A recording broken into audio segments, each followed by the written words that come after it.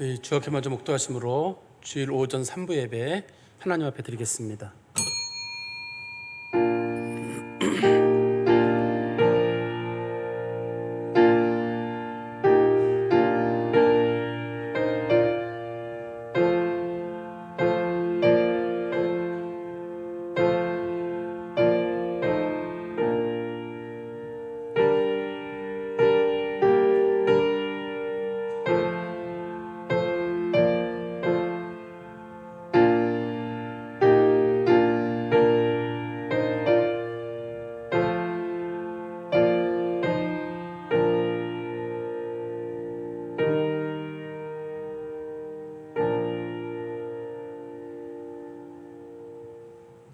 찬송가 14장 찬송 부르겠습니다.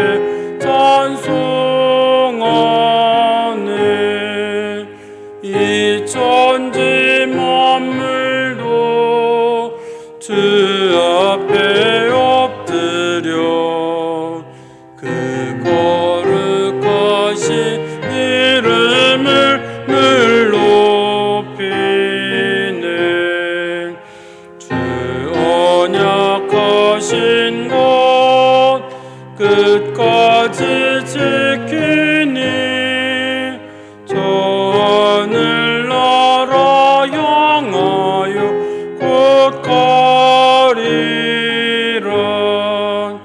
주 얼굴 배울 때 내 맘이 기쁘고 영원히 주의 영광을 찬양하리. 왕의 왕 되신 주 하늘에 계시니 이 세상 죄악이 계신 그 주 예수.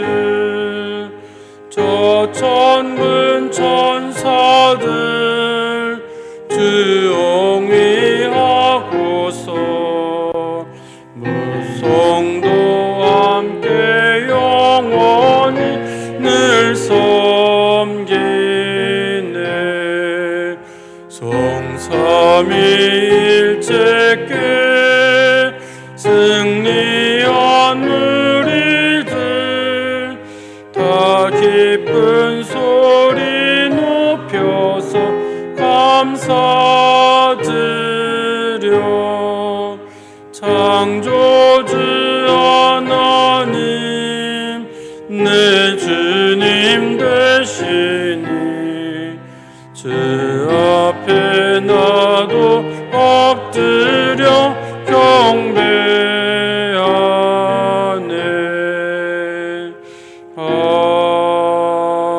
아멘.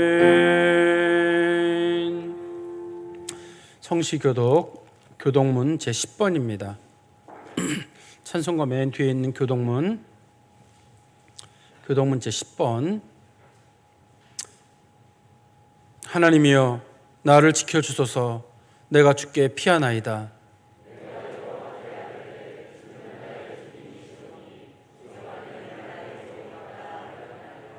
땅에 있는 성도들은 존귀한 자들이니 나의 모든 즐거움이 그들에게 있도다.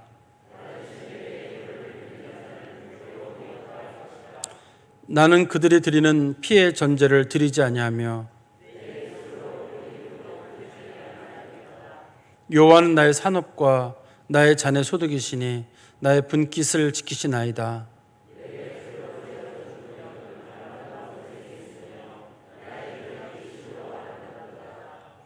나를 훈계하신 여호와를 송축할지라. 내가 여호와를 항상 내 앞에 모심이여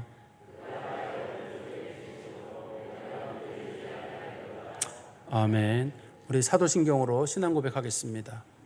전능하사 천지를 만드신 하나님 아버지를 내가 믿사오며 그 외아들 우리 주 예수 그리스도를 믿사오니 이는 성령으로 잉태하사 동정녀 마리아에게 나시고 본디오 빌라도에게 고난을 받으사 십자가에 못 박혀 죽으시고 장사한 지 사흘 만에 죽은 자 가운데서 다시 살아나시며 하늘에 오르사 전능하신 하나님 우편에 앉아 계시다가 저리로서 산 자와 죽은 자를 심판하러 오시리라.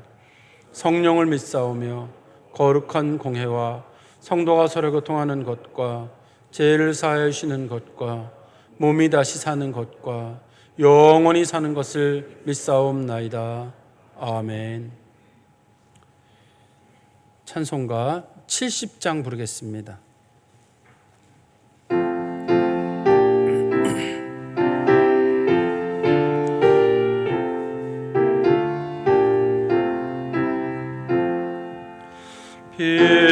피난처에 있으니 환난을 당한 자 이리 오라. 땅들이 변하고 물결이 일어나 산 위에 넘치되 두렵지 않네. 이방이 떠들고 나라들 모여서 진동하나.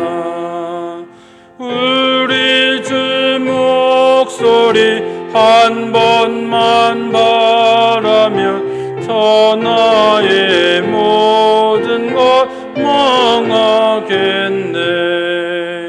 만유주 하나님 우리를 도우니 피난처요.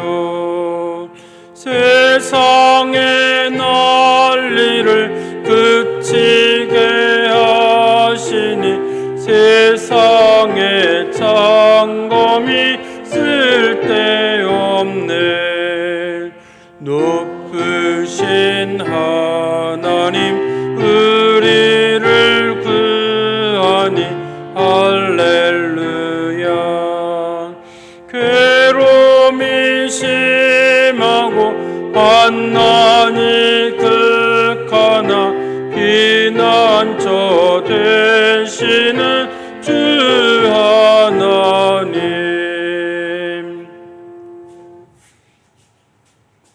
태초에 천지 만물을 창조하시어 삼남만성의 오묘한 지혜와 능력으로 하나님을 아는 지식을 새겨 놓으시고 지금도 섭리 가운데 그 운행과 생사화복을 주관하시며 영광받기를 원하시는 아버지 하나님, 온 세계를 순식간에 죽음의 공포로 뒤덮는 작금의 코로나 바이러스 사태를 통해 불신정과 불순종을 내포한 우리 신앙의 허약함과 은밀한 죄까지 생각나게 함으로 회개케 하시고 이 땅의 모든 지혜와 권능의 허망함과 인생들의 무능함은 물론 일상의 평범한 삶과 예배의 자리가 얼마나 소중한지를 철저히 깨닫게 하시니 감사합니다.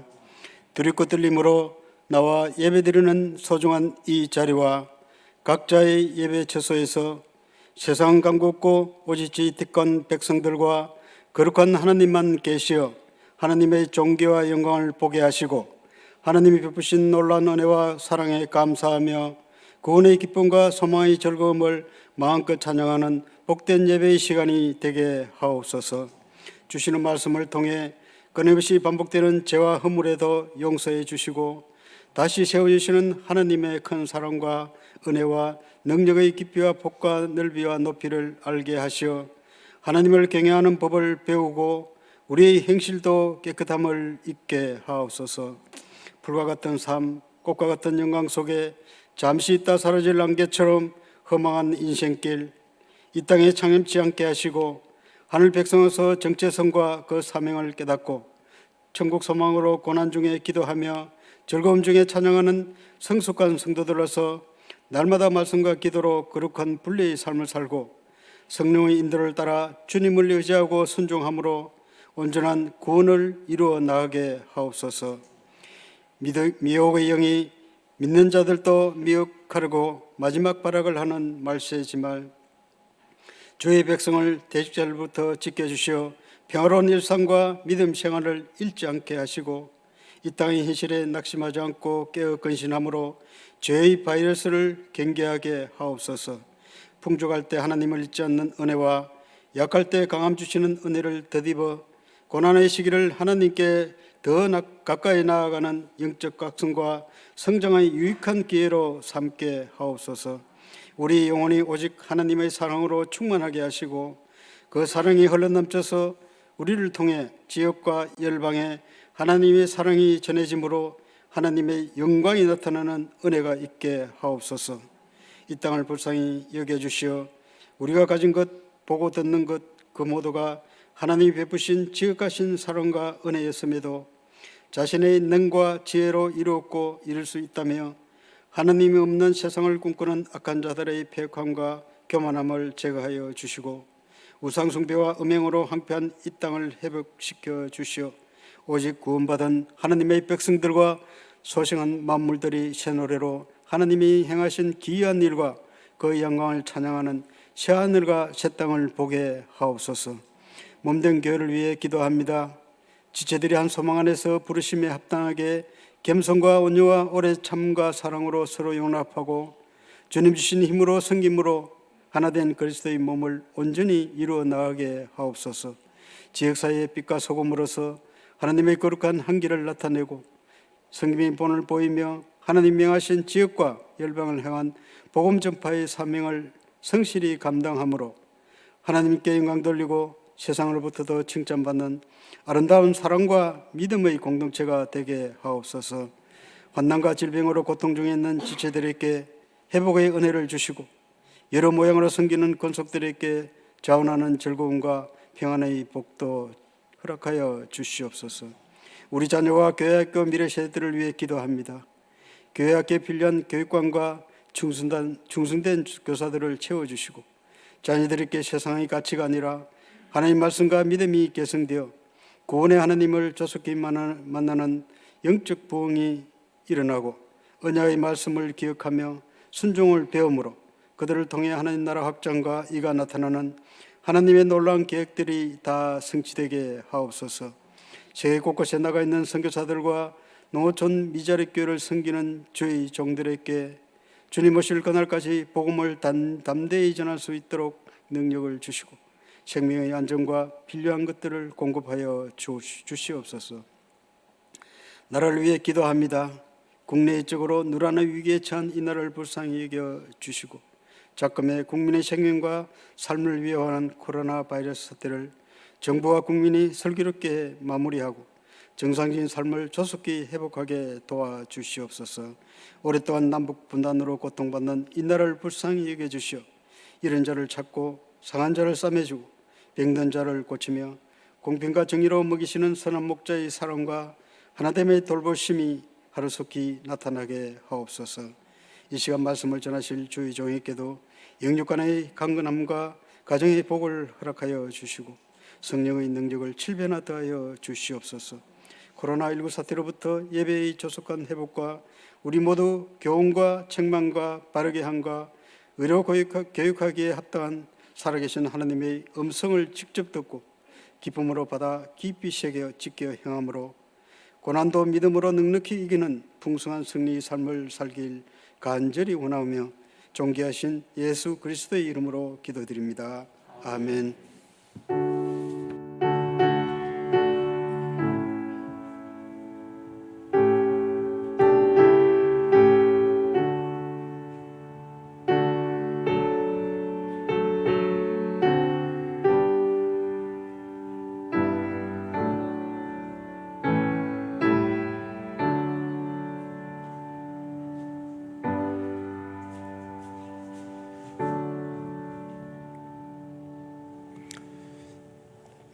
살아계신 하나님의 말씀 보겠습니다. 구약 성경 욥기 16장 1절부터 22절까지 말씀입니다. 구약성경 776페이지쯤에 있습니다. 욥기 16장 1절부터 22절까지 제가 받들어 읽겠습니다. 욥이 대답하여 이르되 이런 말은 내가 많이 들었나니 너희는 다 재난을 주는 위로자들이로구나. 헛된 말이 어찌 끝이 있으랴. 내가 무엇에 자극을 받아 이같이 대답하는가. 나도 너희처럼 말할 수 있나니 가령 너희 마음이 내 마음 자리에 있다 하자. 나도 그럴듯한 말로 너희를 치며 너희를 향하여 머리를 흔들 수 있느니라. 그래도 입으로 너희를 강하게 하며 입술의 위로로 너희의 근심을 풀었으리라. 내가 말하여도 내 근심이 풀리지 아니하고 잠잠하여도 내 아픔이 줄어들지 않으리라. 이제 주께서 나를 피로하게 하시고 나의 온 집안을 패망하게 하셨나이다. 주께서 나를 시들게 하셨으니 이는 나를 향하여 증거를 삼으심이라. 나의 파리한 모습이 일어나서 대면하여 내 앞에서 증언하리이다. 그는 진노하사 나를 찢고 적대시하시며 나를 향하여 이를 갈고 원수가 되어 날카로운 눈초리로 나를 보시고 무리들은 나를 향하여 입을 크게 벌리며 나를 모욕하여 뺨을 치며 함께 모여 나를 대적하는구나. 하나님이 나를 악인에게 넘기시며 행악자의 손에 던지셨구나.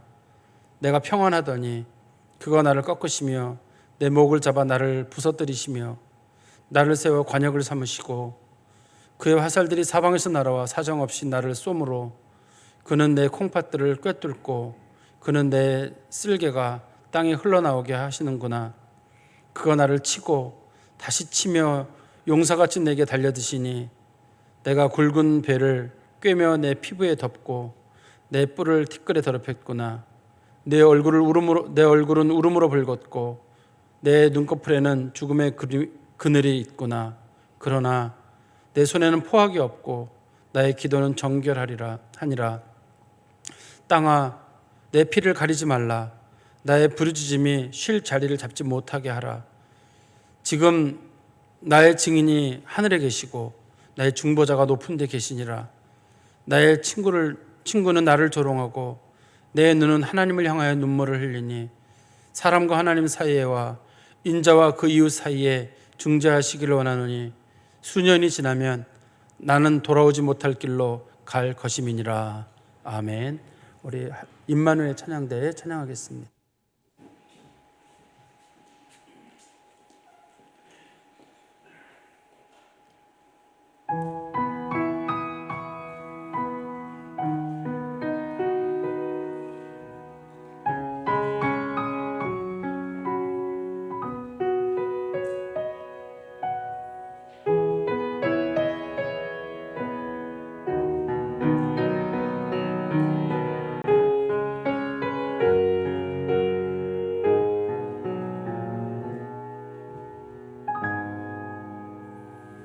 주님이 홀로 가신 그 길 나도 따라가고 모든 몰과 피를 흘리신 그 길을 나도 가오. 험한 산도 나는 괜찮소. 바다 끝이라도 나는 괜찮소. 죽어가는 저들을 위해 나를 버리길 바라오. 아버지 나를 보내주오. 나는 달려가겠소.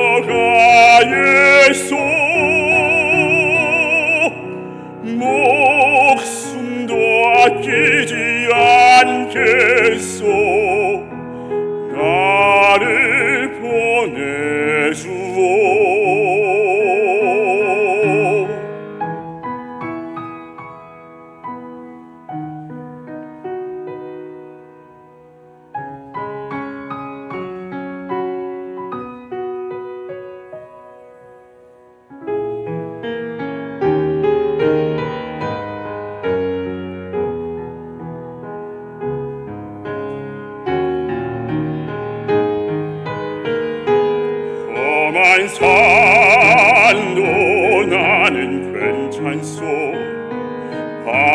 끝이라도 나는 괜찮소. 죽어가는 저들을 위해 나를 버리길 바라고 아버지 나를 보내주오. 나는 달려가겠소. 목숨도 아끼지 않겠소. 나를 보내주오. 세상이 나를 미워해도 나는 사랑하겠소.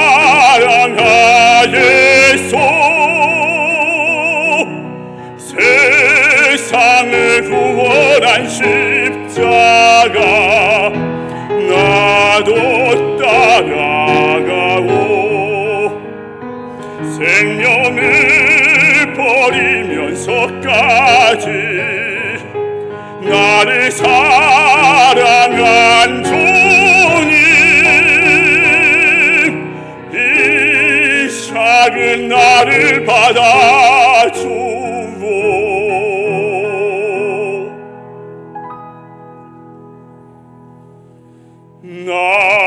나도 사랑하오.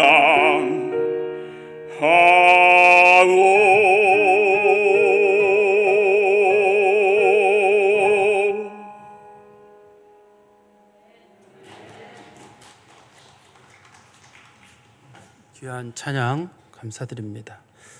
오늘 읽었던 욥기 16장 말씀을 통해서 하나님이 아신다 하는 제목으로 하나님 말씀을 전하겠습니다. 우리가 살아가다 보면 우리가 생각도 못했던 일들이 우리 인생 가운데 종종 발생하게 됩니다. 우리가 2달 전까지만 해도 코로나가 이렇게 우리들의 생활에 깊숙하게 들어오리라고는 생각을 하지 못했는데 많은 부분에 영향을 끼쳤습니다. 예배드리는 태도, 또 우리들의 직장 생활, 가족 관계, 성도들 간의 관계들 여러 가지 것들에 있어서 큰 영향을 끼쳤습니다. 좋은 일들도 갑자기 일어날 수 있고 나쁜 일들도 갑자기 일어날 수 있다는 사실을 우리가 알게 됐습니다. 전도서 3장 10절부터 쭉 14절까지 보면 그런 말씀이 있습니다. 하나님께서는 사람으로 하여금 앞일을 측량하지 못하게 하셨다. 그 이유는 하나님을 경외하게 하려고 그렇게 하셨다라고 언급하고 있습니다. 앞으로 무슨 일이 일어날지, 그것이 좋은 일일지 나쁜 일일지 사실 우리는 아무도 알지 못합니다. 이렇게 코로나 같은 일들이 일어나기 전까지만 해도 우리는 앞일에 대한 다소 희미하다 할지라도 예측을 하고 또 그거에 대해서 장밋빛 인생을 꿈꾸기도 했었거든요. 근데 이런 일로 인해서 전 세계적인 어려움이 임하게 됐을 때 우리 스스로가 그래 우리 인간이 참 약하구나, 앞으로 무슨 일이 일어날지 아무도 모르는구나라는 그 사실을 우리가 더 잘 깨닫게 되는 것 같습니다. 그래서 그리스도인들은 항상 겸손한 마음, 앞일에 있어서나 지금까지 살아온 일에 대해서나 항상 겸손한 마음을 갖는 게 필요할 것 같습니다. 지금 좋은 일이라고 해가지고 그게 나중에 꼭 좋은 일이 될지 아무도 모릅니다. 또 지금 내가 나쁜 일이라고 생각했는데 그게 지나거나 보면 좋은 일이 되는 하나의 과정일 수도 있습니다. 보다 그리스도인들에게 중요한 건 좋은 일이냐 나쁜 일이냐, 좋은 일이 있을 것이냐 나쁜 일이 있을 것이냐에 대한 고민보다는 그런 일이 있을 때 우리가 그것에서 뭘 배울 수 있느냐, 그것 때문에 우리가 하나님 앞에 좀 더 가까이 가는 기회가 됐느냐, 그게 좀 더 중요하다고 생각합니다. 어떤 사람은 나쁜 일이 있어도 하나님 앞에 가까이 가는 사람이 있고 어떤 사람은 좋은 일이 있어도 하나님에게 멀어지는 사람이 있습니다. 우리가 적어도 어떤 어려움을 겪게 되면 우리 자신이 적어도 다른 사람들을 이해하게 되거든요. 여러 차례 제가 말씀드렸는데요, 저도 고민하는 것 중에 한 가지예요. 아무리 목회자라고 하고 아무리 인생을 살고 부모 자식이라 할지라도 사람은 자기가 비슷한 일을 당하지 않으면 절대 다른 사람의 마음을 이해하지 못합니다. 그런데 이런 어려운 일을 당한다거나 이런 코로나 같은 일이 아니라 할지라도 다른 류의 어떤 어려움을 당하게 되면 우리는 적어도 그런 어려움을 당하는 사람의 마음을 조금이라도 이해할 수 있기 때문에 그래요. 그리고 하나님의 큰 뜻도 이해하게 되고, 거기서 신앙인들은 하나님 앞에 좀 더 나아갈 수 있는 기회로 삼죠. 좋은 일이든 나쁜 일이든 마찬가지입니다. 근데 사람들이 누군가가 어려움을 겪거나 실패를 하게 되면 그거에 대한 이유를 한 100가지쯤 찾아냅니다. 그거를 이제 100가지란 말은 제가 좀 과장써서 쓰는 표현이긴 한데요, 좀 굉장히 많이 사람들이 그걸 찾아낸다는 거예요. 예를 들어서 어떤 나라가 코로나 방역에 실패를 했다. 그 나라는 대통령이 어쩌고 뭐가 어쩌고 별의별 것들을 찾아내가지고 이제 그 나라의 문제점을 찾아낼 거예요.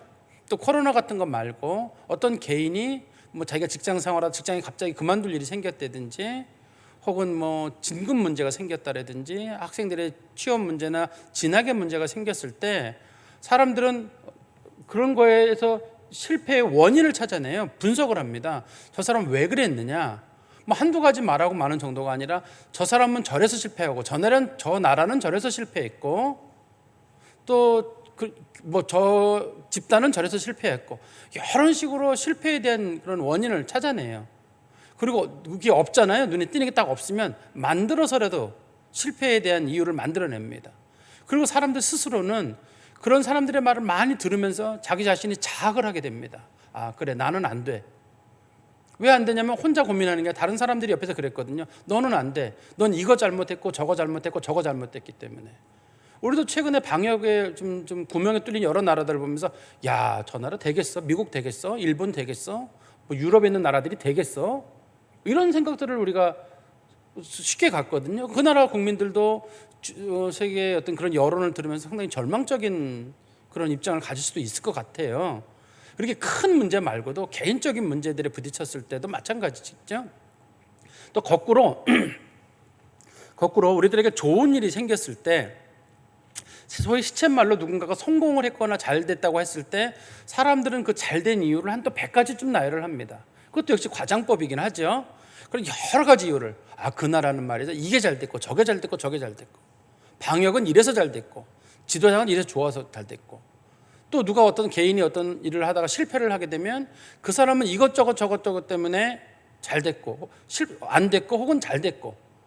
그래서 잘 되는 사람들은 이유가 있을 거라고 생각을 해가지고 잘 되는 이유를 자꾸만 만들어내요. 없으면 나쁜 것도 좋게 만들어내요. 그게 사람들의 심리인 것 같아요. 예를 들어서 어떤 사람이 참 잔인하게 해서 어떤 일에 성공을 했다 할 때도 그 잔인함을 그 사람의 철저한 성품으로 포장하는 경우가 있을 수가 있거든요. 그 사람이 참 짠 사람인데 그걸 가지고 그 사람의 전략하는 마음이라는 식으로 포장을 하기도 합니다. 그러니까 이게 사람들이 좋고 나쁘고에 대한 기준을 자기가 대충 정해놓은 다음에 그걸 포장하고 만들어가는 것들을 우리가 종종 보게 되거든요. 그런데 정말 어떤 사람이 실패를 하거나 잘 안 됐을 때 우리가 보는 것처럼 그런 이유 때문에 그 사람이 정말 실패한 걸까요? 혹 거꾸로 어떤 사람이 정말 여러분들이 잘 되셨거나 혹은 어떤 사람이 잘 됐을 때 꼭 그런 이유만으로, 우리가 생각하는 몇 가지 이유만으로 과연 그 사람이 잘 됐냐는 겁니다. 요즘 많은 성도들이 굉장히 힘들어합니다. 앞으로 올 어려움들은 더 큰 어려움들도 있을 것 같아요. 이미 직장에 문제가 생긴 분도, 직장에 어려움이 생긴 분도 계실 것 같고, 여러분들이 오랫동안 모아놨던 돈으로 사업을 했는데 그 사업이 잘 안 돼서 좀 문을 닫는 분들도 생겼을 것 같습니다. 뭐 이런 일들로 인해서 매스컴에 보니까 우리나라 국민 가운데 한 10분의 2 정도가 상당한 정도의 우울증에 시달리고 있다라고 얘기를 하더라고요. 그러면서 그 뒤에 하는 말이, 아직까지 실제적인 어려움이 코로나에 대한 질병에 관한 부분은 지금 어느 정도 가라앉고 있지만 그거에 대한 파급 효과로 인한 진짜 어려움은 아직까지 오지도 않았는데 우리 가운데 10분의 2 정도가 상당한 정도의 우울증을 겪고 있다고 합니다. 그러면 앞으로 진짜 더 큰 어려움이 오면 우리는 더 큰 우울증에 빠지게 되고 자학하게 될 거예요. 마음이 우울하고, 그저 꽃 한 번 구경하지 못하고 밖에 나가지 못한 지 한 2달 됐는데 그게 사람의 마음을 우울하게 만드는 그 정도가 아니라 당장 먹고 사는 문제, 가정의 문제, 미래에 관한 문제들이 다 여러 가지 어려운 일이 부딪히게 되니까 우리가 그런 생각을 하게 될 것 같습니다.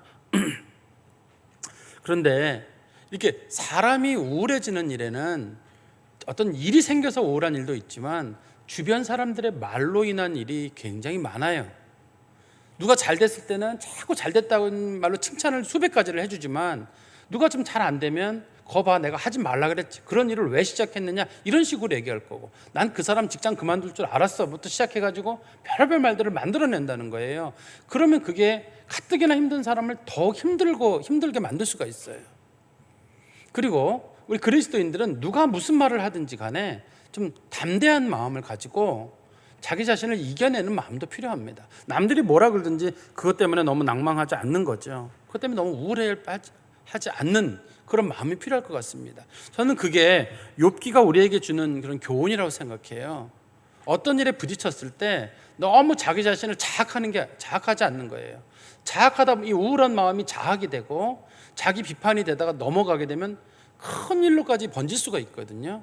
저는 우리 그리스도인들이 어떤 일에 어려움을 겪을 수 있겠지만 그것 때문에 남들이 하는 말들 다 들어가지고 자기 자신을 나쁜 사람으로 만들지도 말고, 또 자기 자신이 반성한다는 이유로 자기 자신을 막 쥐어짜거나 너무 지나친 비판을 하지도 않았으면 좋겠어요. 편안한 마음으로도 인생을 이겨나가는 건 참 어려운 일이거든요. 그럴 때는 좀 담대한 마음을 가지고 여유 있는 삶을 사는 것도 필요할 것 같습니다. 욥기에도 보면 그런 내용이 등장하는데요. 욥이 어려움에 처하게 되니까 욥의 친구들이 욥의 잘못을 지적하게 됩니다. 욥의 친구들이 욥의 잘못을 지적하는 이유는 두 가지 때문이에요. 하나는 욥이 뭘 잘못했는지를 알려주기 위해서입니다. 그러니까 보통 사람들이 누구를 비판할 때는 나쁜 의도를 가지고 비판하잖아요. 근데 욥의 친구들은 그런 건 아닙니다. 욥의 친구들의 의도는 욥이 뭘 잘못했는지를 알려주는 것. 두 번째는 아는 선에서 멈추지 않고 거기서 더 발전돼서 소위 회개를 하는 거예요. 자기 잘못을 고치는 것. 그런 것까지 나아가기를 욥의 친구들이 원했기 때문입니다. 그런데 욥 입장에서는 자기가 뭘 잘못했는지를 모르겠는 거예요. 우리 그 16장 17절에도 보면 이제 그런 표현이 있는데요. 그러나 내 손에는 포악이 없고 나의 기도는 정결하니라. 이게 이제 욥이 자기가 큰 잘못이 없다고 말하는 거예요. 정말 내가 내 손으로 무슨 잘못을 크게 저지른 것도 없는 것 같고, 내가 영적인 관계나 하나님과의 관계에 있어서도 내가 크게 잘못한 게 없다고 보는 거예요, 욥은요. 근데 욥의 친구들 입장에서는 그래도 욥이 무슨 잘못이 있겠지, 그리고 잘못이 없다 할지라도 여기 욥이 자기 자신을 잘 돌아보면서 이번 기회에 자기를 고치는 기회로 삼았으면 좋겠다 하는 겁니다. 우리로 말하면 이런 거예요. 교회로 말하면 회개인 거고, 개인적인 삶으로 본다 그러면 실패의 원인을 찾아내가지고 고치라는 거예요. 너 그거 잘못됐으니까 고쳐. 이거 잘못됐으니까. 이제 그런 식으로 옆에 있는 분들이 이제 조언을 하는 거랑 마찬가지일 겁니다. 욥 자신도 자기 자신이 무슨 잘못을 안 했다고 말하는 건 아닙니다. 욥도 자기 자신이 인간이라는 걸 알고 있고, 욥의 친구들은 그러거든요. 세상에 인간 중에 깨끗한 사람이 어디 있느냐. 욥은 자기 자신이 깨끗하다고 말하는 게 아닙니다. 잘못이 있는 건 있는데 정말 이렇게까지 철저하게 내가 하나님 앞에 벌을 받을 만큼 그렇게 잘못 살았을까? 어떻게 인생의 일이 안 되면 이렇게까지 안 될 수 있을까? 욥은 이제 그걸 고민하는 거예요. 그런데 욥의 친구들에게 어떤 말을 할 때 말대꾸를 할 수가 없어요. 자기가 무슨 나는 억울하다는 식의 말을 해야 되는데 할 수가 없습니다. 왜냐하면 일단 친구들이 3명이에요. 성경상에서는 4명입니다. 실제로는 뒤에 등장하는 엘리후까지 4명인데 이 4명이 달라붙어 있는 거예요. 그래서 누가 한마디 하면 4명이 동시에 공격을 하는 겁니다. 그리고 이 본문의 앞부분에, 이 본문이 15장하고 연결되어 있거든요. 15장에는 보면 엘리바스라고 하는 욥의 그 친구가 나오고 제일 나이가 많아요. 15장 10절인가 보면은 그 엘리바스 나이가 나오죠. 거기 보면 몇 살쯤 되는지. 우리 중에는 머리가 흰 사람도 있고 연로한 사람도 있고 내 아버지보다 나이가 많은 사람도 있느니라. 욥의 아버지보다 나이가 많다고 하니까 나이가 굉장히 많은 사람이잖아요. 그러니까 사회적인 친구인 거지 우리처럼 동년배의 친구는 아닙니다. 근데 그 사람이 욥한테 얘기하는 거예요. 욥이 무슨 얘기를 하면, 야, 인생도 살아보지 못한 게 인생을 살아본 사람의 말을 들어야지. 내가 하루 이틀 산 것도 아니고 욥이 나중에 보면 140살 가까이까지 살거든요. 그러면 욥의 친구들도 나이가 100살이 넘었다는 걸 거예요. 내가 한 인생 100년 살아봤는데 정말 잘못 없이 고난당하는 사람 난 못 봤다. 벌 받는 사람들은 다 하나같이 나쁜 사람이더라. 이제 이런 식으로 엘리바스가 얘기를 하는 겁니다. 욥이 아니라 그러면 어른 앞에서 그렇게 말대꾸를 하고 혼자 하는 것도 아니고 네 명이 지금 같이 하고 있는데 그럼 우리 네 사람이 잘못되고 네 혼자 옳았냐는 식으로 욥의 친구들이 이제 말을 몰아가는 거죠. 그게 이제 15장에 20절부터 35절까지 언급이 되어 있는데 그 엘리바스가 욥의 잘못을 지적하면서 욥이 악인인 증거를 댑니다. 여러 가지를 증거를 대게 되는데 우리가 이 성경상 내용만 쭉 읽어가지고는 좀 감이 오지 않는데 제가 좀 정리를 해드릴게요. 우리 20절 말씀에 보면은 15장 20절에 보면은 욥이 이런 말을 하죠. 그 말에 이르기를 세상이 교훈이란 뜻입니다. 이게 그 말에 이르기를 악인은 그의 일평생에 고생을 당하며 포악한 자의 횟수는 정해져 있으므로 무슨 말이냐면 쉽게 우리나라 말을 바꾸면 악한 사람은 반드시 고난을 겪는다 이런 얘기를 하는 거예요. 그러니까 욥의 친구 엘리바스가 하는 말의 뜻은 네가 지금은 고난을 겪고 있는데 그것이 네가 악인이란 증거라는 겁니다.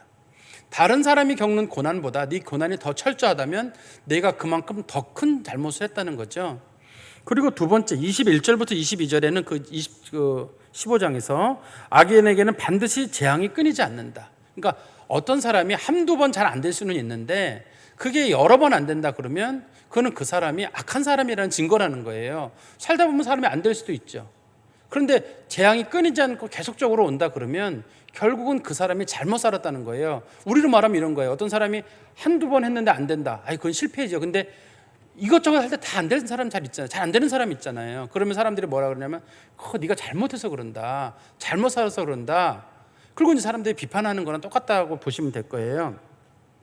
그리고 23절에서 25절에서는 15장 거기서는 악인에게는 철저한 재앙이 임한다. 지금 욥 같은 경우는 자녀가 10명이 죽었잖아요. 재산, 동방에서 가장 부유한 사람이었는데 그의 재산이 없어졌습니다. 우리로 말하면 대기업, 그 동방에서 가장 부유한 사람이니까 대기업 총수쯤 된다고 이해를 하시면 될 거예요. 근데 쫄딱 망했거든요. 근데 그런 일이 생겼을 때 철저한 재앙, 그다음에 몸에 질병까지 오니까 얘기하기를 저 사람 분명히 뭐 잘못한 게 있다. 그러니까 하나님 앞에 벌을 받는다라고 봤던 거죠. 그리고 26절부터 28절에서 보면은 악한 사람들은 한순간은 잘 되는 것처럼 보이지만 끝에 가서 쫄딱 망하는 사람. 즉 그동안은 욥이 잘 됐었는데 결과적으로는 쫄딱 망한 걸 보니까 그건 하나님께서 욥을 심판하시는 증거다. 이렇게 얘기를 하는 거죠. 그리고 이제 29절에서 31절까지는 욥의 재산이 순식간에 날아갔을 때 그에 대한 비판을 하고 그다음에 악인들은 끝이 좋지 않더라. 너는 결국 끝이 좋지 않을 거라는 욥에 대한 비판입니다. 그리고 34절에 35절에는 이제 자식에 대한 얘기를 하거든요. 네 자식들이 잘 안 된 거는 첫 번째 네가 자식을 잘못 키웠기 때문이고 두 번째는 네 자식들이 나쁜 애들이기 때문이라는 거예요. 욥의 친구들이 그런 얘기들을 꺼내게 되면 앞에서도 여러 번 언급을 합니다. 욥의 친구들이 너는 그동안 네 자식들 자랑을 하고 자식들 잘 키웠다고 했는데 자식들이 안 된 거는 결과적으로 내가 자식을 잘못 키웠기 때문이고 너 잘못이고 두 번째는 걔네들이 겉으로는 경건한 척 했는지 모르지만 속은 얼마나 걔네들이 문제가 많은 애들이니까 이렇게까지 갔겠느냐는 거예요. 또 욥의 재산의 문제에 대해서도 재물이 한 번에 사라지니까 하는 말이 네가 정상적인 방법으로 돈을 모았으면 재산이 없어졌겠냐는 거예요. 네가 재산을 부정한 방법으로 모았기 때문에 네 재산이 없어졌다. 이런 식으로 이제 욥을 비판하는 겁니다. 그때 욥의 친구들에게 원하는 것, 욥의 친구들은 어떤 의도에서 하는지 제가 말씀드렸잖아요. 욥의 친구들이 욥을 비판하는 이유는 첫 번째는 욥이 뭘 잘못했는지 알게 하려고, 두 번째는 욥이 잘못해서 돌이키게 하려고. 욥의 친구들이 막 강하게 욥을 몰아가는 거예요. 그때 욥이 오늘 본문 16장 1절에서 5절에 보면 욥이 그런 말을 해요. 당신들의 그런 말은 누구나 할 수 있는 말이라는 거예요. 입장을 바꿔서 보면 나도 충분히 그런 말을 할 수 있는데 제발 그런 말 좀 하지 말고 어려움 당한 사람에게 위로의 말을 한마디 해줄 수 없냐는 거예요. 정말 어려움 당한 사람한테는 비판이나 회개에 관한 얘기가 아니라 정말 어려움 당한 사람한테 필요한 건 위로와 격려잖아요. 우리 오늘 본문 말씀 한번 보세요. 1절부터 보시면 욥이 대답하여 이르되 이런 말은 내가 많이 들었나니, 좀 전에 말씀드린 엘리바스가 얘기하는 여러 가지 얘기예요. 너는 악한 사람이다라고 하는 말, 너희는 다 재난을 주는 위로자들이구나. 말로는 나를 사랑한다고 하고 위로한다고 하지만 너희들의 속셈은 나를 괴롭히려고 하는 것이다. 그런 뜻입니다. 이 말이 헛된 말이 어찌 끝이 있으랴. 내가 무엇에 자극을 받아 이같이 대답하느냐. 너희들의 말은 아무 쓸데없는 말이라는 거예요. 왜 그러냐는 거예요. 그 말을 해서 무슨 이익이 있다고 그 말을 내게 하느냐라고 말하면서 4절에 나도 너희처럼 말할 수 있나니 가령 너희 마음이 내 마음 자리에 있다 하자.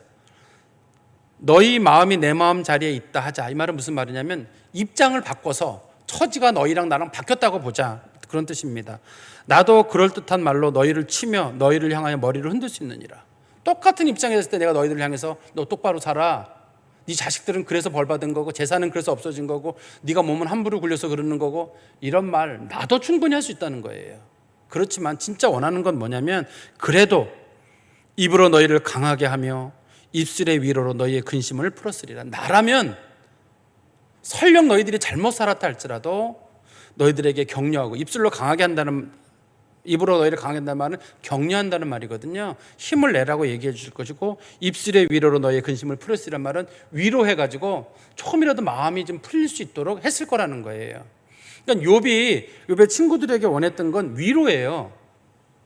그 욥의 친구들이 욥에게 하는 말들 본인들 생각할 때는 욥이 이런 얘기를 듣고 좀 고치기를 바라는 마음이 있었지만 사실 하나님 보시기에 욥의 친구들보다 나은 사람이에요.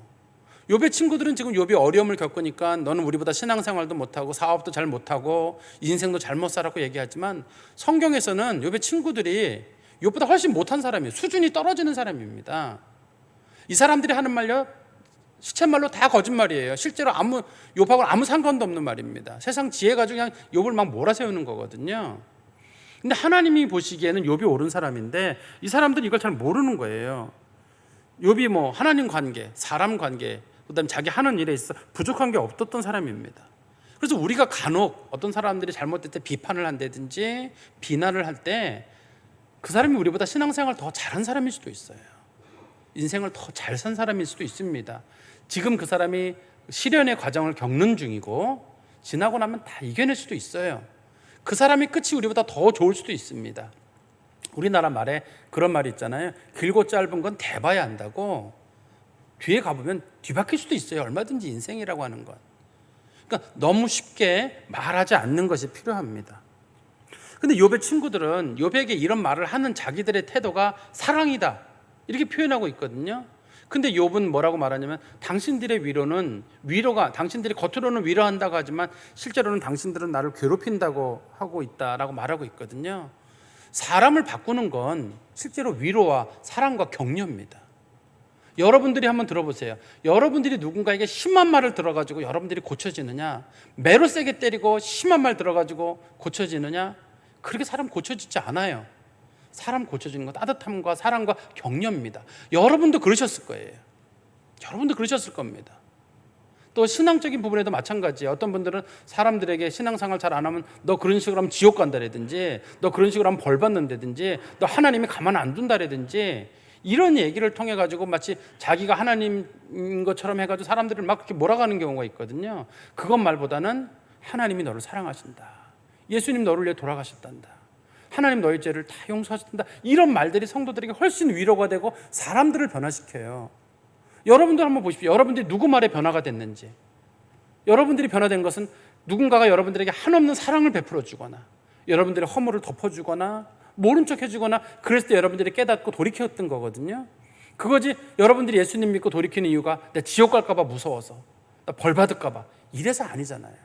십자가에 달려 돌아가신 예수 그리스도를 생각하면서 내가 이러지 말아야 되겠다. 나 같은 사람, 나 같은 죄인 위해서 그분이 사랑하신다고 말씀하셨고 그분이 나를 용서하신다고 말씀하셨는데 그러지 말아야 되겠다. 똑바로 살아야 되겠다. 그런 마음이 생기거든요.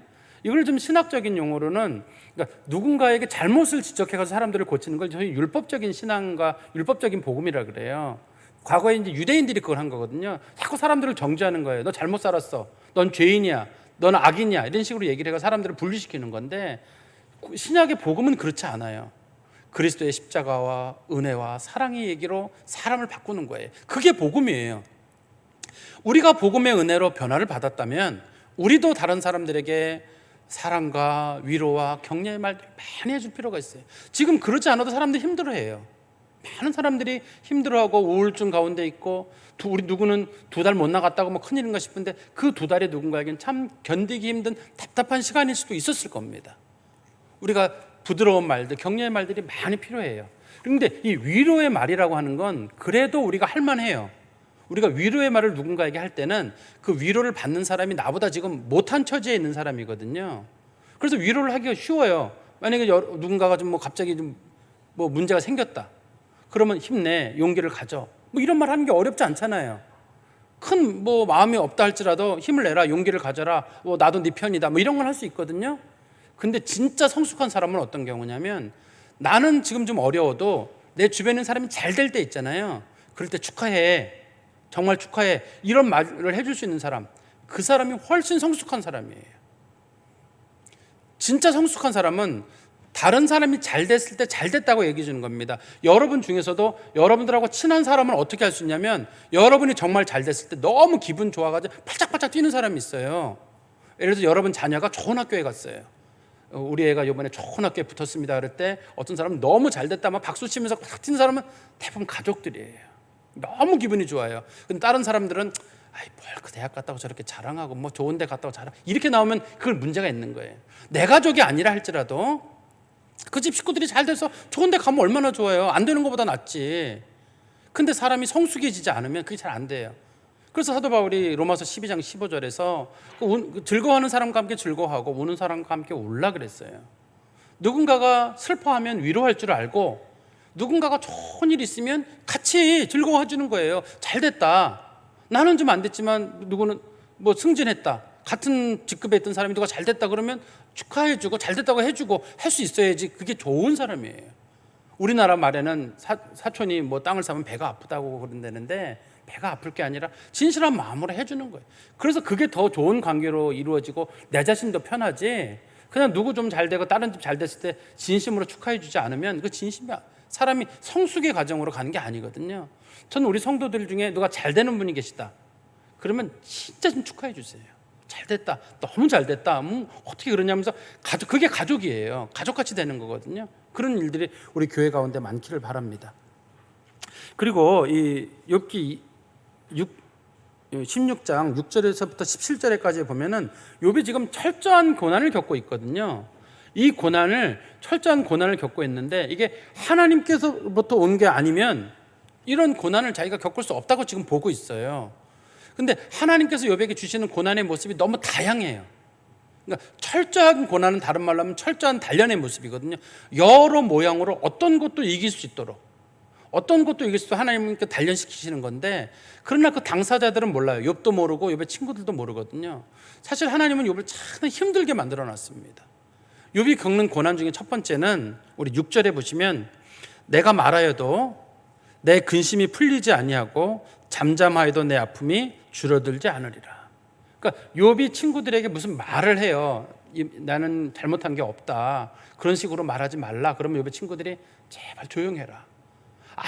뭐가 일이 안 풀리면 입이라도 다물고 가만히 있으라는 거예요. 근데 정말 어려움 겪은 사람은 누구한테 하소연을 하고 싶거든요. 근데 욥의 친구들은 하소연을 못하게 하는 거예요. 조용히 해. 잘못한 사람이 왜 그렇게 말이 많아. 실패한 사람은 좀 가만히 있으라고 자꾸 얘기를 하는 거예요. 욥은 뭐라 그러냐면 입을 열어도 답답한데 입을 안 열면 얼마나 답답하겠느냐. 제발 말이라도 하게 했는데 친구들이 말 못하게 하는 거예요. 혹시 여러분도 그런 분이 계신지 모르겠어요. 혹시 여러분 주변에 누군가가 힘들어할 때 답답하면 넋두리도 하고 짜증도 내고 원망도 할 거거든요. 그러면 신앙인이 왜 짜증내고 원망하고 넋두리하니 이렇게 할 게 아니라 저 사람이 힘들구나 하고 좀 들어주는 마음이 필요한데, 너무 신앙이 좋은 지혜자들 있잖아요. 세상 진리를 다 아는 분들은 원망하지 마라. 나는 원망하면서 남한테 원망하지 말라 그러고, 나는 넋두리하면 남을 하지 말라 그러고, 그런 거는 옳지 않아요. 지금 욥 같은 경우도 보면 신앙을 성숙한 사람입니다. 근데 힘드니까 뭔가 말을 하고 싶어요. 혹시 여러분 주변에 그런 분들을 보시거나 하시면 여러분들이 저 사람이 힘든 과정을 지나거나라고 보시고 좀 들어주고 말할 수 있는 기회만 줘도 문제의 상당 부분 풀려요. 우울증에 관한 문제든지 인생의 많은 부분들은 그저 말할 수 있는 사람 하나만 있어도 풀릴 거거든요. 근데 욥의 친구들 4명이 다 똑똑한 사람들이라 욥의 입을 하나같이 막습니다. 그리고 우리 7절에서 8절에 보시면 이제 주께서 나를 피로하게 하시고 나의 온 집안을 패망하게 하셨나이다. 주께서 나를 시들게 하셨으니 이는 나를 향하여 증거를 삼으심이라. 나를 파리한 모습으로 일어나서 대면하여 내 앞에서 증언하리이다. 시든다는 말은 마치 자기를 나무나 채소에 비유하는 거거든요. 그래서 자기 자신이 마치 시들어버린 인생 같고 꺾인 나무 같아요. 하나님이 자기를 억지로 꺾어버리셨는데 지금 꺾으심으로 인해 가지고 자기가 그동안 했던 것들 뭐 여러 가지가 다 한 번에 안 됐어요. 특별히 이 본문에서는 재산에 대한 얘기들을 하고 있거든요. 온 집안이 패망을 했잖아요. 재산에 재물이 있던 거 없어졌죠. 자녀도 당시엔 재산인데 자녀도 없어졌죠. 건강 문제까지 어쩌면 하나님께서 이 집안 전체를 이렇게 패망하게 할 수 있을까? 이거는 욥이 겪었던 집안이 어려운, 그러니까 첫 번째는 말 못하게 하는 그런 절망이 욥에게 왔다면 두 번째는 집안 전체 어느 한 군데라도 풀리면 좋은데 그게 지금 현재 안 풀리고 있거든요. 그 다음에 우리 9절부터의 말씀해 보시면 그는 진노하사 나를 찢고 적대시하심에 나를 향하여 이를 갈고 원수가 되어 날카로운 눈초리로 나를 보시고 무리들은 나를 향하여 입을 크게 벌리며 나를 모욕하며 뺨을 치며 함께 모여 나를 대적하는구나. 하나님이 나를 악인에게 넘기시며 행악자의 손에 던지셨구나. 즉 이제는 욥이 소위 사람들과의 관계의 문제에 있어서 절망에 빠지게 됩니다. 어려움에 처했을 때 친구들에게 얘기를 하고 하나님으로부터 문제되는데 하나님이 자기를 째려보시는 것 같아요. 자기를 째려보시는 것 같고 친구들은 자기를 조롱하고 비난하고 실제로 친구들이 뺨을 때리진 않았겠지만 욥은 친구들의 말을 통해서 뺨에 맞은 것 같아요. 이게 사람이 정말 어려울 때는 정말 주변에 있는 사람들까지 다 철저하게 어려워지거든요. 지금 욥이 그 고난의 과정을 겪고 있습니다. 그리고 12절 13절에 보시면 내가 평안하다니 그동안은 욥에게 아무 근심 걱정이 없이 살았었어요. 그런데 그가 나를 꺾으시며 하나님이 나를 꺾으시며 내 목을 잡아 나를 부서뜨리시며 나를 세워 관역을 삼으시고 그의 화살들이 사방에서 날아와 사정없이 나를 쏘므로 그는 내 콩팥들을 꿰뚫고 그는 내 쓸개가 땅에 흘러나오게 하시는구나. 서서히 점층적으로 기록되고 있잖아요. 하나님이 잡으시고 세워놓으시고 관역으로 온 다음에 화살을 쏘시고 화살을 심장에 콩팥에 맞추시고 그리고 나의 그 쓸개가 바깥으로 흘러나오게까지 만드셨다 이렇게 말하거든요. 우리나라 사람들은 몸의 가장 중요한 장기를 심장이라고 생각하지만 구약시대 사람들은 콩팥이라고 생각했어요. 인간의 모든 에너지의 근원이 이제 콩팥이라고 봤습니다, 옛날에. 그래서 여기에 이제 그 콩팥이라는 용어를 쓰는 거예요. 하나님이 내 마음에 화살을 쏘셔가지고 내 마음에 화살이 박힌 거예요. 근데 그 화살 박힌 거로 끝나지 않고 쓸개가 또 화살이 맞아가지고 또 다른 부분이 또 이게 흘러나오고, 그러니까 육체적 고통이 욥에게 지금 밀려오고 있는데 처음에 욥은 그런 생각을 했어요. 이 고난이 잠깐 지나면 끝날 것이다. 우리도 그런 조언을 하잖아요. 다 세월이 약이다. 지나면 나은다. 이렇게 얘기를 하거든요. 그리고 요즘 사람들 좋아하는 말 중에 이 또한 지나가리라. 욥이 그런 줄 알았어요. 근데 세월이 약인 줄 알았더니 세월이 독인 거예요. 세월이 점점점 지나는데 더 안 되는 일이 있는 거예요. 이 또한 지나갈 줄 알았는데 안 지나가는 겁니다. 이게 지금 우리 주변에도 제가 보면 그런 분들이 있어요. 저 집 좀 나아지겠지 했는데 더 어려운 집들이 있어요. 어려운 고난을 겪고 있는데 욥이 지금 육체적 고난에 점점점 어려운 고난을 지속적으로 겪고 있다는 거겠죠. 그리고 14절 15절에서는 욥이 소중하게 여겼던 명예가 땅에 떨어지게 되는데요. 14절에 그가 나를 치고 다시 치며 용사같이 내게 달려드시니 내가 굵은 배를 꿰매어 내 피부에 덮고 내 뿔을 티끌에 더럽혔구나. 이 굵은 배를 꿰매어 내 피부에 덮었다는 말은 옛날에는 배옷을 입는 게 사람들이 고통에 대한 또 참회의 그런 마음이거든요. 근데 너무 힘드니까 아예 그냥 그 배옷을 자기 몸에 피부에 꿰매일 정도로 딱 붙여놓고 있다는 말은 자기가 늘 그냥 슬퍼 울 만한 그런 상황에 이르렀다는 뜻입니다. 그리고 뿔을 티끌에 더럽혔다는 말은 뿔은 당시의 사람들의 권위와 명예를 나타내거든요. 욥이라고 하는 사람의 명예가 땅에 떨어져 버렸어요. 그동안 욥은 이렇게 자녀들을 잃었잖아요. 자녀들을 잃었는데 굉장히 슬프단 말이에요. 근데 주변 사람들이 뭐라 그러냐면 애들이 웬만했으면 하나님이 죽였겠어? 하나님도 보시기에 너무하니까 애들 죽였지 않겠어? 자식 하나는 잘 키웠다고 생각했는데. 그리고 욥이 재산을 통해서 가난한 사람 앞에 보면 나오거든요. 가난한 사람들을 많이 도와줬어요. 그런데 친구들이 하는 말이 네가 정상적으로 돈을 벌었으면 그걸 하나님이 뺏어 가시겠느냐 이렇게 얘기하는 거예요. 욥이 평생에 젊은 여자들 찾아보지 않고 음행을 저지르지 않았다고 욥이 말하고 있거든요. 근데 친구들이 말하기를 네가 네 몸을 얼마나 함부로 굴렸으면 그 몸으로 얼마나 많은 죄를 졌으면 하나님이 그 몸에 벌을 줬겠느냐 이런 식으로 하면서 욥이라고 하는 사람의 명예가 땅바닥까지 떨어지는 거예요. 지금 그러니까 욥이 이런 일로, 그리고 16절에 보시면 내 얼굴은 울음으로 붉었고 내 눈꺼풀에는 죽음의 그늘이 있구나. 이게 울음으로 붉었단 말은 내가 계속 하나님 앞에 우는 거예요. 하나님 이 문제가 어떻게 하면 좋습니까? 라고 울고불고 하는데 다가오는 건 죽음밖에 없는 거예요. 이 영적인 절망이라고 하거든요. 정말 하나님 앞에 울고불고 기도하고 매달렸는데 하나님이 주시는 그런 위로가 전혀 욥에게 없는 그런 고난의 긴 날들을 지금 욥이 보내고 있습니다. 근데 우리가 볼 때는 욥이 하나님 앞에 단련을 받는 거라 우리는 알아요. 저 사람 단련을 받는구나. 그런데 욥의 친구들은 얼마나 똑똑한 사람들인지 욥의 단점들을 다 찾아내는 거예요. 욥이 하지도 않은 단점까지, 심지어는 하나님도 모르는 단점이에요. 하나님도 내 종 욥은 온전하고 악에서 떠난 사람이라고 했는데 욥의 친구들은 절대 아니라는 거예요. 여러 가지 그 사람이 잘못된 리스트를 만들어가지고 그 사람의 문제를 찾아내거든요. 우리 주변에 실패한 사람들 많이 있어요. 잘 안 풀리는 사람들 많이 있습니다. 근데 그 사람이 우리보다 신앙생활 잘한 사람일 수도 있어요. 그리고 우리보다 자녀를 잘 키운 사람들도 있습니다. 자녀들도 나름대로 잘 키우려고 했는데 그게 잘 안 되는 사람도 있어요.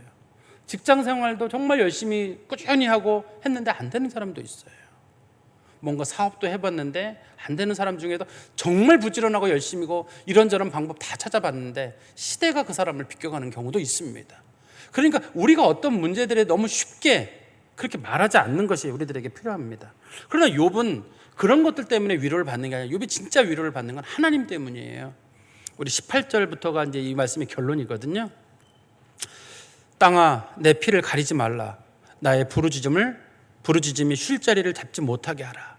무슨 말이냐면 나는 무슨 일이 있어도 하나님 앞에 부르짖겠다는 거예요. 내가 죽음으로 내려가지 않고 살아있는 동안에 내가 하나님 앞에 끝까지 매달리겠다는 거예요. 내가 부르짖는 소리를 제발 잡지 마라. 나는 사람들은 나한테 절망이라고 말하고 친구들은 나에게 이렇게 비난을 하지만 나는 하나님에 대한 소망을 끝까지 버리지 않겠다는 겁니다. 그 19절에 보면 나오죠. 지금 나의 증인이 하늘에 계시고 나의 중보자가 높은 데 계시니라. 사람들은 나를 비난하지만 하나님이 나를 알아요. 내 증인이 하늘에 계시다는 말은 하나님을 위해서 다 보고 계시잖아요. 누가 잘못했는지 누가 잘했는지. 그리고 하나님이 보고 계신 것이 아니라, 보고 계신 거라면 끝나는 게 아니라 하나님이 자기 백성 끝까지 도우실 거거든요. 욥이 그게 희망을 갖는 거예요. 사람들은 뭐라고 얘기하고 내 현실은 그래도 하나님이 계시잖아요. 그런데 우리가 왜 낙심하고 하나님이 보고 계시고 하나님이 도우신다는데 우리가 왜 그럴 필요가 있는가? 두 번째는 그 뒤에 보면은 나의 중보자가 높은 데 계시니라. 이 구약 성경에 나오는 중보자 개념이 예수 그리스도에 대한, 신약에 나오는 예수 그리스도에 대한 구약적 묘사라고 합니다. 나의 중보자라는 말을 뒤에 쓰는 이유는 하나님은 나의 증인이 되시지만 내가 하나님 앞에 부끄러운 게 너무 많아요. 그렇지만 나의 중보자 되시는 예수 그리스도는 나의 죄를 덮어주기 위해서 오신 분이잖아요.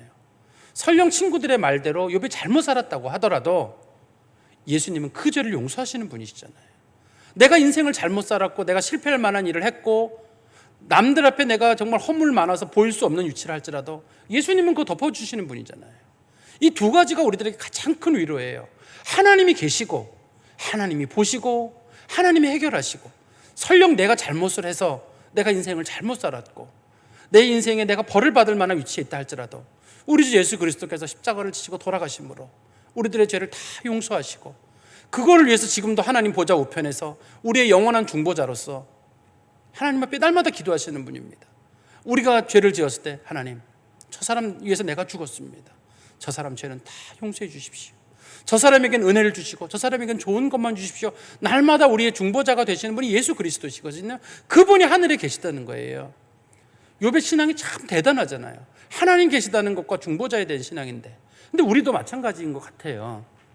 우리도 많은 부분에 낙심하는 이유는 하나님이 안 보시는 것 같아서, 하나님이 안 계신 것 같아서 우리가 낙심하는 것 같은데 성경은 말하잖아요. 하나님이 보시고 하나님이 아세요. 여러분들이 어떻게 살아왔는지. 근데 여러분 인생 가운데 전 잘못 살았습니다. 전 제가 봐도 잘못 그런 분도 계시고 저도 그럴 겁니다. 그런 우리들에게는 희망이 되는 건 예수님이 계시다는 거예요. 우리 죄를 위해서 돌아가셨고 다 깨끗하게 하신 후에 다 이루셨다고 말씀하셨고 어떤 사람이든지 오라는 거예요. 너희 죄가 주홍같이 붉을지라도 내가 너희들의 죄를 깨끗하게 하시고 양털같이 희게 하리라고 말씀하시는 그분이 우리의 주님이 되시는 겁니다. 그리고 우리 20절, 21절에 보시면 나의 친구는 나를 조롱하고 내 눈은 하나님을 향하여 눈물을 흘리니 사람과 하나님 사이에와 인자와 그 이웃 사이에 중재하시길 원한다. 하나님께서 친구들은 나한테 왜 얘기를 해도 난 하나님 앞에 눈물을 흘리며 하나님께 호소한다는 겁니다. 수년이 지나면 나는 다시 돌아오지 못한다. 내가 얼마 살지 못할 것 같다고 하는 욥의 마지막 고백입니다. 말씀에 좀 결론을 맺으면 우리가 우리 주변에 어려움을 겪는 사람들을 많이 보게 될 것입니다. 지금 코로나로 인해서 또 그것이 2차, 3차의 파장을 일으켜서 어려움을 당하는 사람이 많이 볼 것입니다. 그때 여러분들도 힘드시더라도 많이 격려해 주시고 위로해 주시길 바랍니다. 또 이런 어려움 중에 잘 되는 사람이 또 있을 거예요. 그런 사람들에게는 진짜 축하를 해주는 거예요. 조금 더 시기하는 마음 없이 정말 잘 됐다, 축하한다, 그런 마음도 서로 나누는 게 그리스도인들의 마음일 것 같습니다. 그리고 항상 겸손한 마음이에요. 주변에 있는 사람들이 나보다 못해서 어려움 겪는 것도 아니고 내가 썩 나아서 나 안에 위치해 있는 것도 아닙니다.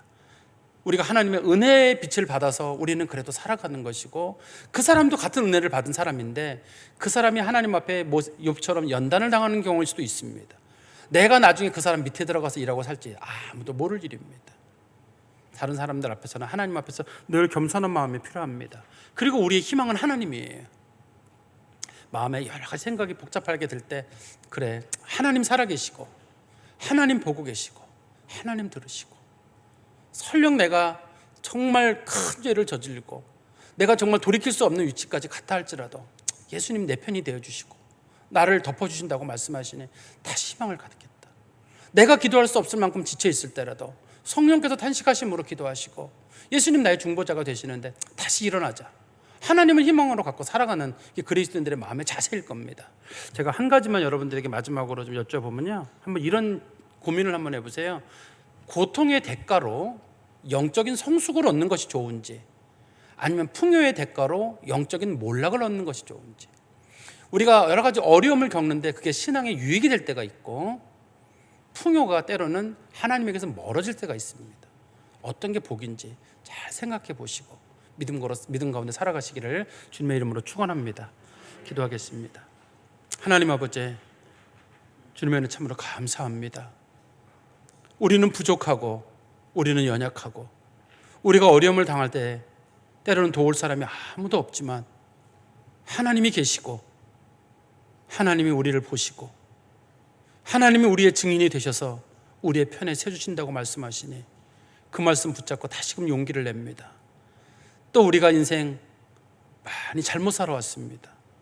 그래도 예수께서 용서하시고 다시 기회 주신다고 말씀하시고 사랑으로 우리를 덮으시니 참으로 감사합니다. 우리가 예수의 마음을 가지고 용기를 내게 하시며 또한 예수의 마음으로 많은 사람들을 위로하며 격려하며 또 다른 사람들의 잘됨을 축하할 줄 아는 성숙한 그리스도인이 되게 하여 주시옵소서. 예수 그리스도의 이름으로 기도하옵나이다. 아멘. 찬송가 413장 부르겠습니다.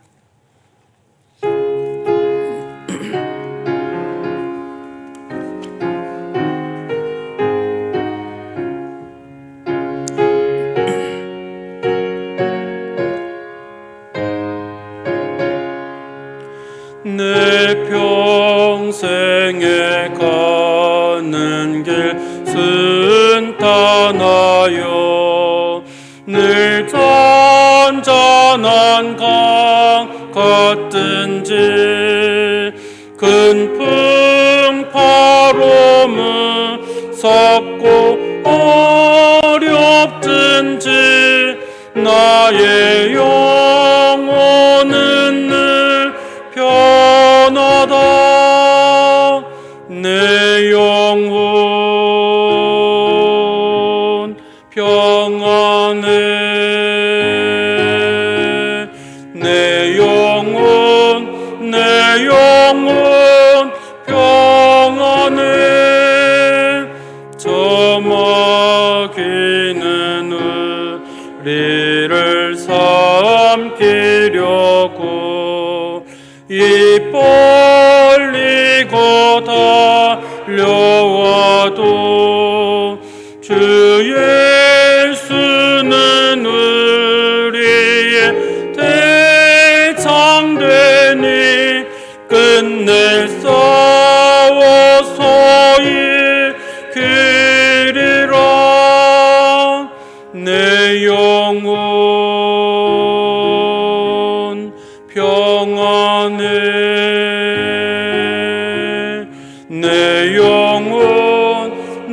내 영혼 평안해. 내 지은 죄주 홍빛 같더라도 주 예수께 다하려면 그 십자가 피로써 다시 세상 있는 보다 더 정하리라.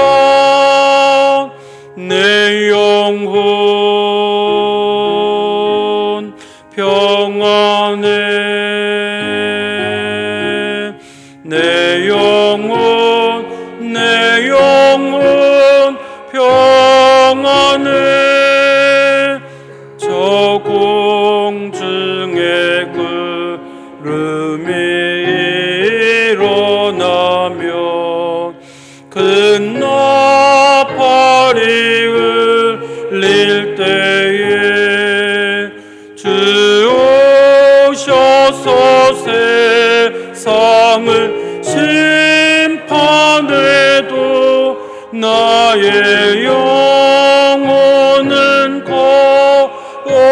없으리. 내 영혼 평안해. 내 영혼 평안해. 헌금을 위해서 기도드리겠습니다. 은혜가 풍성하신 하나님 아버지, 죄와 허물로 죽었던 저희들을 우리 주 예수 그리스도 안에서 용납하시고 저희들에게 구원의 소망을 주시니 참으로 감사합니다. 다들 어렵다고 하는 시기지만 그래도 주의 백성들을 하나님 돌보시고 은혜 가운데 살게 하신 것 감사하고 저희들을 믿음의 길로 인도하시고 영원한 소망을 저희 가운데 주시니 참으로 감사합니다. 주 앞에 감사하는 마음으로 저희들이 의당 전부를 드려야 하지만 저희들의 마음을 주 앞에 드리고 작은 예물들을 여러 가지 제목으로 하나님 앞에 드립니다. 하나님 받아 주시옵소서. 너무나 어려운 성도들을 하나님 불쌍히 여겨주시고 은혜를 베풀어 주시며 질병 가운데 투병하고 있는 성도들 하나님 귀히 여겨주시고 주의 선하심과 치료하심의 역사가 있게 하여 주시옵소서. 예수 그리스도의 이름으로 기도하옵나이다. 아멘. 교회 소식을 알려드리겠습니다. 우리 새로 나오신 성도님들 진심으로 환영합니다. 함께 등록하시고 교회를 섬겨주시기를 부탁드리겠습니다. 오늘 2부 예배 때 2달 만에 등록한 사람이 있었습니다. 지난 코로나로 인해 가지고 등록이 아무도 없었거든요. 2달 만에 등록을 받고 깜짝 놀랐습니다. 저도. 우리가 5월 3일부터 이제 예배 일정이 좀 본격적으로 하려고 하는데요.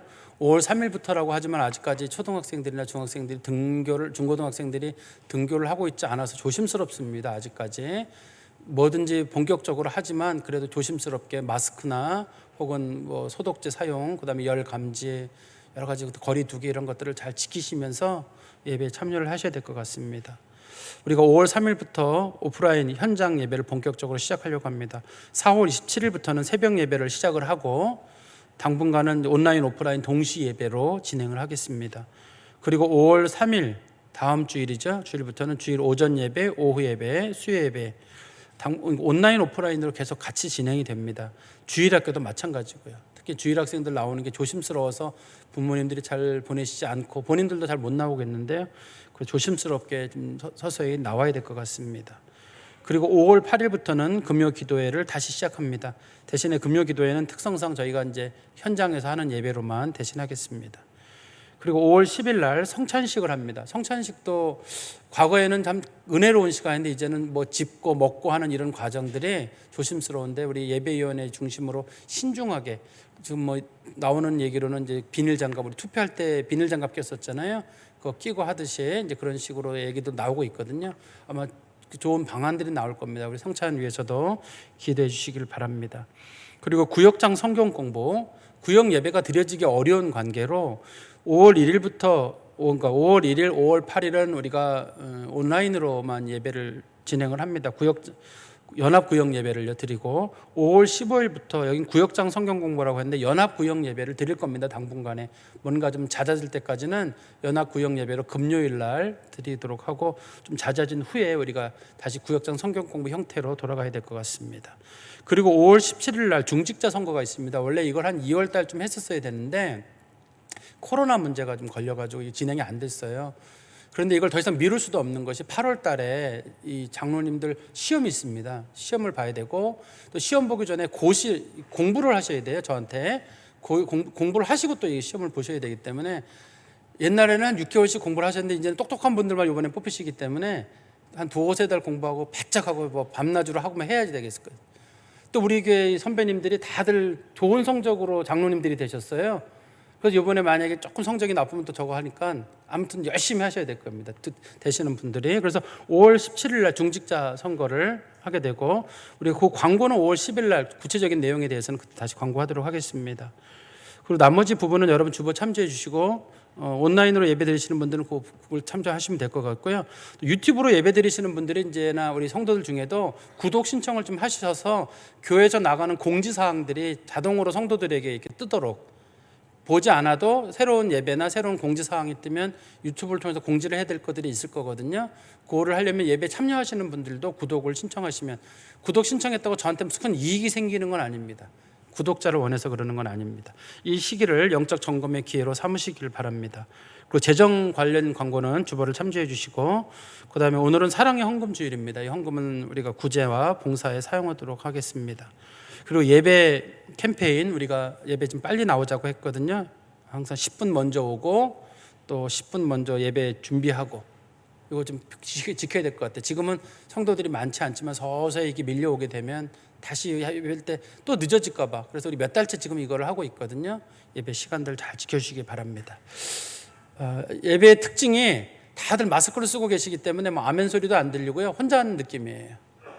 다들 그러시더라도 우리 옆에 계신 분들이랑 서로 사랑합니다. 크게 하겠습니다.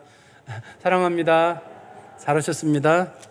우리 다 같이 일어나셔서 찬송가 635장 부르겠습니다.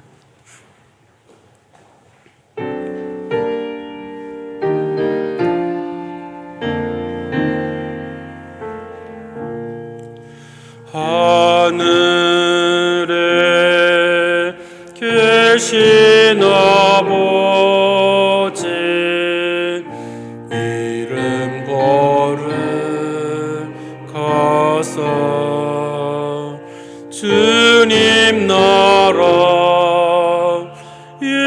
임하시고 뜻이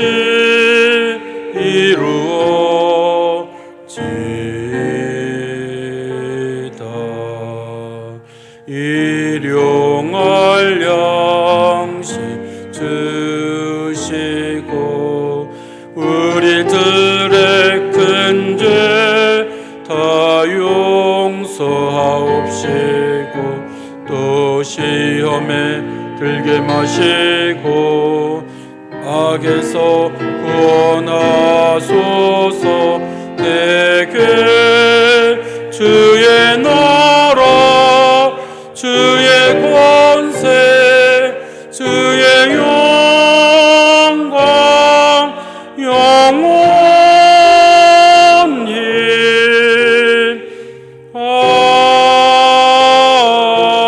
아멘. 이제는 우리 주 예수 그리스도의 은혜와 하나님 아버지의 그 넓으신 사랑하심과 성령님의 교통하심이 이제 주 앞에 예배하고 돌아가는 주님의 모든 자녀들 머리 위에와 가정과 처소에서 하나님 앞에 예배하고 주님 앞에 영광 돌리는 주님의 모든 자녀들 머리 위에 이제로부터 영원토록 함께 계실지어다. 아멘.